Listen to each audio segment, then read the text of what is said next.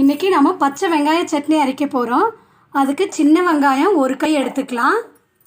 காரத்துக்கு தகுந்த மாதிரி காஞ்ச மிளகாய், கொஞ்சம் புளி, தேவையான அளவு உப்பு. இப்போ இதை நல்லா நைஸாக அரைச்சி எடுத்துக்கலாம். பாருங்கள், நல்லா நைஸாக அரைச்சிட்டோம். இப்போ இதை வந்து நம்ம தாளிச்சிக்கலாம். தாளிக்கிற கரண்டி எடுத்துக்கலாம். ஆயில் சேர்த்துட்டு கடுகு சேர்த்துக்கலாம். கடுகு பொரிச்சு சேர்த்துக்கலாம். இப்போ அரைச்சி வச்ச வெங்காயத்தை இதில் சேர்த்துக்கலாம். ஒரு 2 நிமிஷம் அப்படியே இந்த எண்ணெயில் நம்ம வதக்கிக்கலாம். நல்லெண்ணெய் ஊற்றி தாளித்தோம்னா நல்லாயிருக்கும். இந்த சட்னி வந்து ரொம்ப டேஸ்ட்டாக இருக்கும். பச்சை வெங்காயமாக இருக்கிறதுனால உடம்புக்கு ரொம்ப நல்லது. ரத்தத்தை சுத்தப்படுத்தும். 2வது டக்குன்னு செஞ்சு முடிச்சிடலாம். வெங்காயத்தை வதக்கி அரைக்கணுங்கிற அவசியம் இல்லை.